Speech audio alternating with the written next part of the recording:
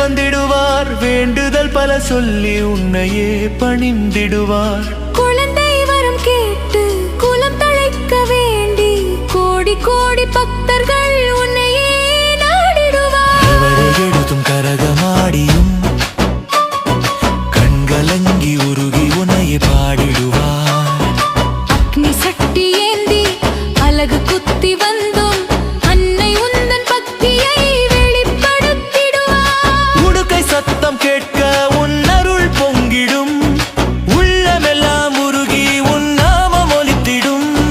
திருவிழா கோலாகலம் குசையிலே நடந்திடும். தெய்வீக சக்தி எங்கும் பரவி நின்றிடும். குலசை நகர் வாழும்